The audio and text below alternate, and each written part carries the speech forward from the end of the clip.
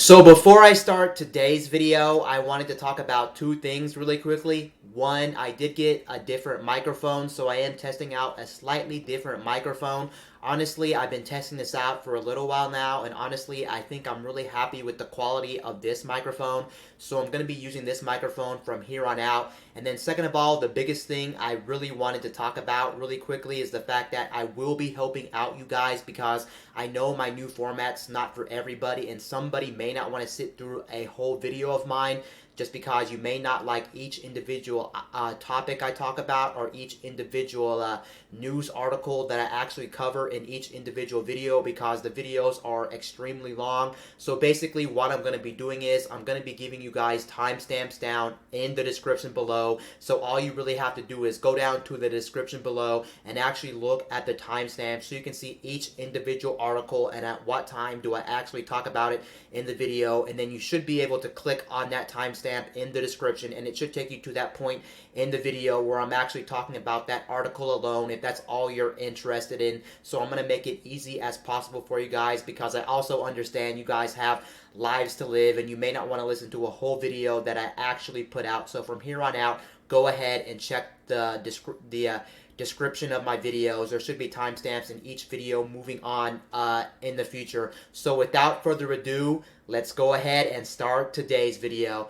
Now the first thing on my list is actually going to be about AT&T because it looks like AT&T is removing data caps for the time being. The reason I say the time being is because, well, they're mainly only doing it because of the crisis that is going on in the world now. I'm not really going to tell you what that is. Of course, I don't want to get demonetized, but basically what is going on is you guys know that there's a big epidemic or a big crisis going on in the world now, and it's actually taking the world by storm, and I guess more and more people are told to work from home, to go home, and a lot of people are pretty much quarantined off to stay at home.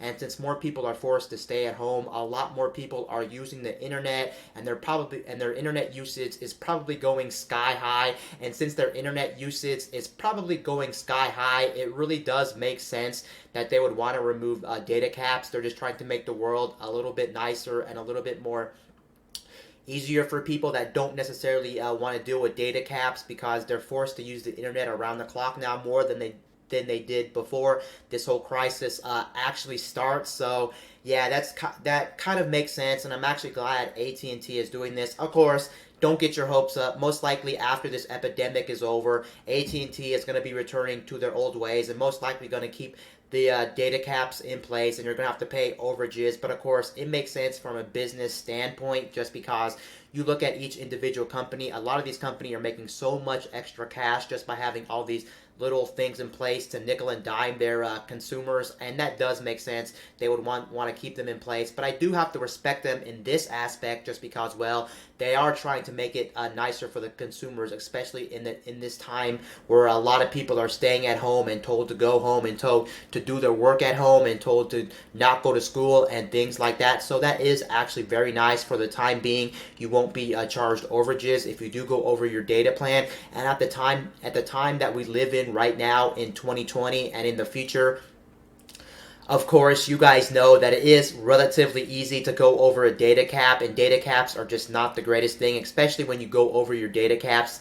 It can start being kind of expensive, and not everybody can actually pay the data caps. It's just overall a very big hassle, but it is nice that AT&T is actually removing the data caps for the time being in this time of need and in this time of crisis where so many people are told to stay home and told not to go anywhere. So I am actually very glad that they're actually doing that for their consumers. And yeah, I just wanted to cover it because I think it's very interesting, and honestly, you may not even be aware of this if you are on AT&T, but it looks like all AT&T customers, regardless of you actually paying for unlimited data, you are going to get no overages if you do go over your data cap, which is actually very nice on their part. The next article on my list is actually about YouTube. It looks like YouTube is actually changing the way their mobile application actually works. So if you use YouTube on like Android or iOS, it looks like it's becoming a heck of a lot better. Basically what they're going to be doing for their mobile application. They're actually revamping the way the trending tab works on mobile. If you ever used the trending tab on the mobile application, basically it shows you the top trending videos of the day, and it looks like they are actually going to be taking that a little bit further by making it a little bit better by having slightly more features to the trending tab, and they're also going to be changing the name of the trending tab.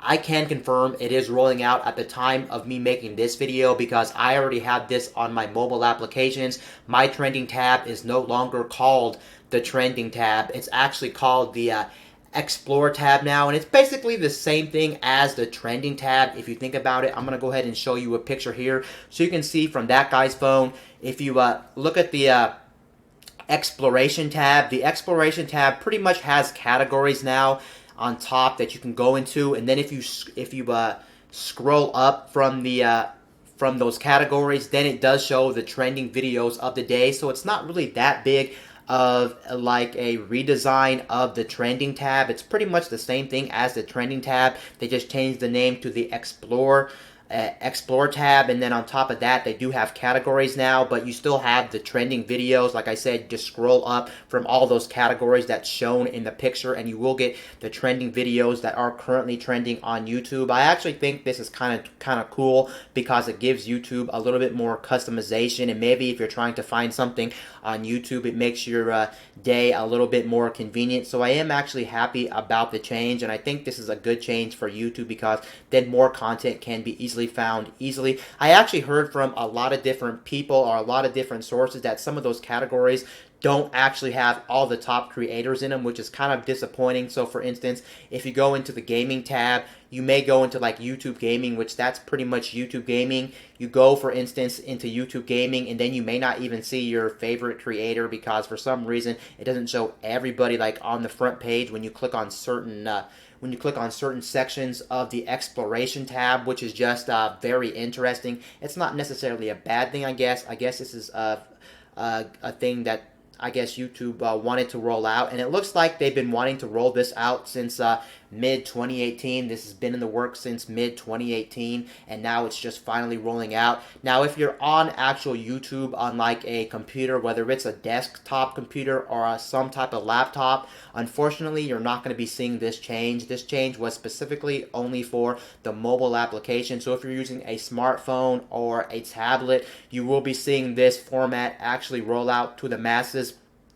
And it should be coming in the upcoming days or the upcoming weeks. Of course, it'll vary from person to person. Everybody gets these updates at a different time, so just stay put. And it's just a nice little change. It's not really that big of a change, but any change is always nice as long as they're actually changes that actually make sense. I'm not really a person that's really a big fan of all these different companies actually changing their layout or changing their format of like their applications or their websites and actually making them a little bit more clunkier, or changing them just because there's no reason to change them because they're tired of the design, because it makes a lot of people's lives much more complicated, especially if, like for instance, if you've been signing in to the same website so many times, you're accustomed to the layout of the thing, especially like for instance, you have to sign into the same website every time, especially if you're doing work-related stuff,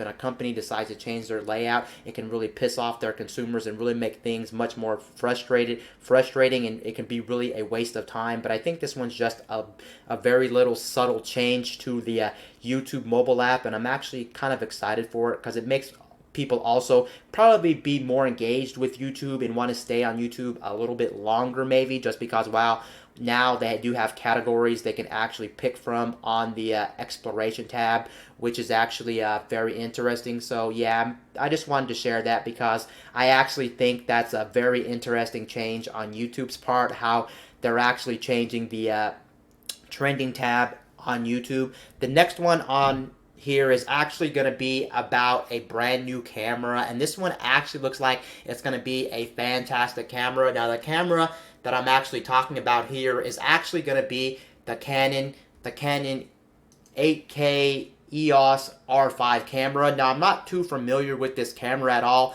It looks like it's going to be a I want to say a trying to see what type of camera it is. It looks like it's going to be a mirrorless camera from Canon with removable lenses, just like any other camera. But the thing that's going to make this an amazing camera is the fact that it is going to support 8K, and I don't know how many mirrorless cameras or how many cameras in general, whether they're mirrorless, whether they're DSLR, whether they're point and shoot cameras, how many cameras on the market actually shoot in 8K, and this one looks like it's going to be an amazing camera. And a lot of people, I guess, just didn't think Canon would be able to pull this off, but it looks like this camera is a camera that's going to have an 8K sensor and human eye tracking, so it looks like it's going to be a very badass camera if you're looking for a very cool camera. I don't know all the specs on this camera, but I wanted to bring it up because I am really fascinated about the world of technology, of course, and I really do think this is very interesting that we have a camera come out that's actually 8K capable. I know there are places on the internet that actually do support 8K filming. I'm pretty sure here on YouTube you can actually upload videos in 8K if you want to. Of course, they're not really practical for a number of different reasons. One, 8K video takes a lot of storage to actually use when you actually take an 8K video, and then on top of it taking a lot of space. Of course, if you were to edit an 8K video, you need a lot of horsepower for that. You also need a lot of bandwidth to actually upload an 8K video, and a lot of people, of course, right now obviously don't have any 8K cameras, or excuse me, any 8K displays. 8K displays are very rare. Yes, they do make 8K displays, but just the fact that a lot of people don't have 8K displays, 8K is kind of useless. But I guess it's nice to future-proof yourself, because let's face it, 4K is a thing. You would think we can't get better technology than 4K, but we are going to be getting better technology in the form of 8K, and of course the future is going to be 8K, of course. And since the future is going to be 8K, obviously it really does make sense to have a camera that's going to be future proof, and this camera does look like a very cool camera. It looks like it'll only shoot at 8K at 30 frames per second, which is actually still very impressive. And honestly, I would still argue today that 8K is actually overkill. There's no reason you would need 8K, but that's the future of technology, of course. The future of technology is going to be that 8K quality, and everyone's moving towards a better future. And of course, anytime we can get more pixels on our screen and more resolution on our screen is obviously a good thing. It's not a bad thing. It's icing on the cake, or it's ketchup on a hot dog. It's just things that we don't need, but it is nice, and the future is going to be 8K one day. So it is nice they already have cameras that are coming out that are going to be 8K capable, and it is nice that more and more cameras are going to be starting to get these features as well, because things like 8K is still really a rare thing when we look at videography, and a lot of people just don't have access to 8K cameras, because 8K cameras, I do believe, are still very rare, and they're also very expensive. So to see something roll out like this that is 8K capable is actually going to be fantastic. Now, I also wonder how much, like I said again, how much storage it takes to actually film an 8K video. Of course, it'll depend on how long the video is, and of course, I also wonder what type of memory cards this Canon camera is actually going to use, because I can see this Canon camera actually needing very big memory cards, because if you're going to be shooting in 8K full time, it's just not practical to shoot video in 8K full time when you're going to be going through memory cards, I would believe. I wonder if you're going to be shooting raw 8K out of this, or are you going to be shooting some type of compressed 8K? I would assume maybe compressed 8K, just because, well, like I said, raw 8K is probably going to take a lot of storage out, but most likely maybe what they're thinking is it could actually be like raw 8K, and maybe what you do is you don't shoot in 8K all the time, you shoot in like 4K, you shoot in like 1080p, because even in 2020, things like 1080p, 4K are very good types of formats, and those are not outdated, and those still look extremely well today, and a lot of people can still get away with resolution as low as like 1080p, because 1080p is still significantly fine, so you don't necessarily need things like 8K. I also wonder, if you're shooting in 8K primarily all the time and your main focus is 8K, how much battery are you going to get something out of this when you're shooting in 8K all the time? Because I would assume 8K would drain a lot of battery. So in a lot of different scenarios, 8K may not actually be all that practical at the very moment, with all these different downsides. But it is nice that this camera alone is going to be shooting 8K because there's just not that many cameras on the market that actually shoot 8K and are actually capable of anything like that. So that is pretty awesome that a camera this caliber is actually shooting 8K video. And of course, it should be pretty awesome video when this thing actually comes out. I'm not too sure how much the price of this camera is actually going to cost when this camera actually comes out on the market, and I don't know when this camera is coming out on the market. Just go ahead and type in, of course, Canon 8K EOS R5 camera, and you should be able to find more information on this camera. Again, this camera is also a mirrorless camera if you're interested in that. Overall, it looks like a very cool camera. I don't know what other features this camera has, but it looks like it's going to be a very nice camera, especially considering it is going to shoot 8K at 30 frames per second. Now, the last one on my list is actually kind of an old story, to be honest. It's actually about the partnership that Nintendo actually made with the Lego company, because I thought that was actually very interesting to see a video game company actually partner with a real life company that makes toys. And a partnership like this is not actually uncommon. We've seen other things, like for instance, I know Microsoft with the Xbox brand, I think a couple years ago, did actually partner with the people behind the Axe body washes and the Axe products, if you're into Axe self-care products. And yeah, this is not the first time, but it is actually very interesting to actually see this partnership. Who would have thought that we would actually get a very strong partnership with the Lego company and Nintendo? And it's actually also very interesting talking about this specifically, that this was apparently supposed to be part of a Nintendo Direct, and as of the recording of this video, an official Nintendo Direct hasn't actually happened as of 2020. Sure, we did get a Direct this month and this year, but it wasn't actually for the upcoming games from Nintendo. It was specifically about the brand new Animal Crossing that's coming March 20th, so it's coming next Friday. But yes, this is pretty cool partnership. It's actually good. It's a good business model because, of course, Mario is very recognizable. He's very marketable, and a lot of people love Mario. The one thing I'm not really too big of a fan of, to be honest,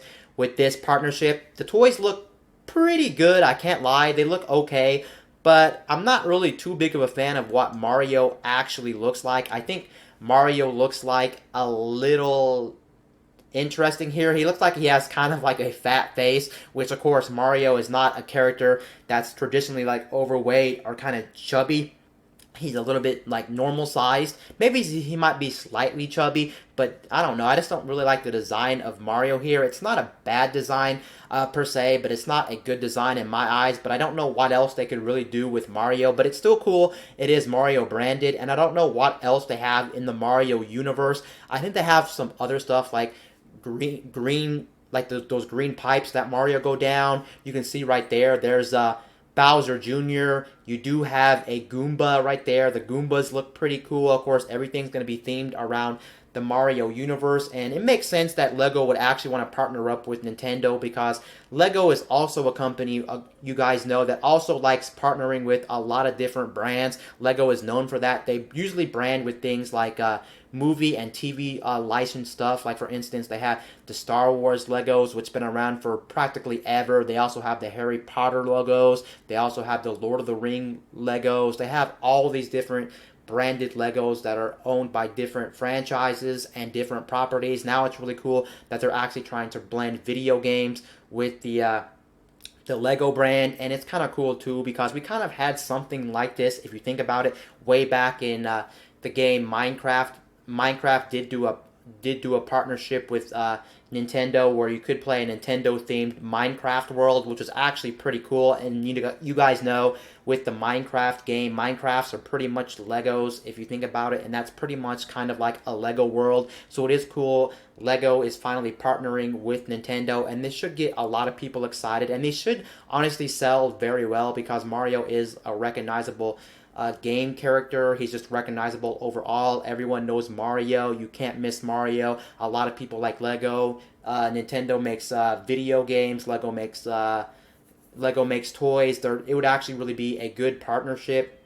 which is very cool. Honestly, I was just thinking about something that would actually make this really, really cool as a partnership as well. What if they took this a little bit farther? So instead of just having the toys, they had the toys, but they actually released them like as Happy Meals. I think that would even be really good promotion, and it would make sense because it wouldn't be the first time Nintendo actually had Mario toys actually as like Happy Meals and things like that. The last time I think they had it was with Pokemon, I do want to say, but I do know for a fact, or if it wasn't Pokemon, they actually did that way back, I think, in 2014 with Mario Kart 8. I do know that for a factor because I actually own some Mario Kart toys for Mario Kart 8 back on the Wii U back in 2014 in Happy Meals, and I actually think that would actually be really practical for just for good promotion of Mario and good promotion of Lego. It would get people excited, and maybe also this partnership alone might actually be good because it might get people to buy Lego who wouldn't normally buy Lego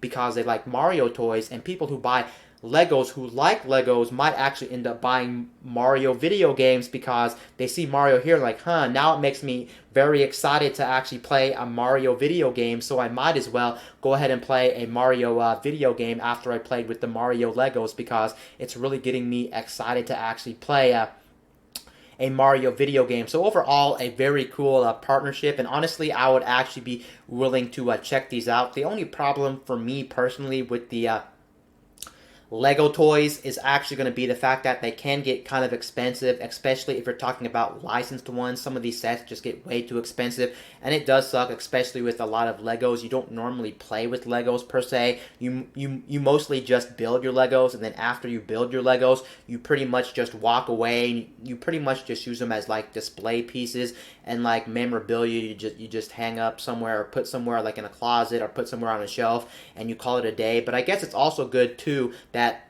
a lot of people are going to be buying these, I would assume, especially if you have like a game room. You might want to have some Mario Lego toys like as like good game room like figurines just to put up in your game room to spice up your game room. So basically overall it's just a very cool partnership, and I am pretty excited about this, and honestly I'm not really too surprised that something like this would happen. It's not really too off the wall actually when you think about it. Mario is very marketable and things like that. But I just wanted to show you some other pictures here. You can see the green pipes that Mario goes down. There's a Goomba. There's Mario. I wonder if they're gonna have Luigi. Most likely they'll have Luigi. There's the flag that you jump on in the Mario 2D games. There's Bowser, and yeah, that's pretty much all the pictures on this website. There's probably more information elsewhere about this. Anyway, guys, that's going to wrap it up for today's video. Anyway, guys, this is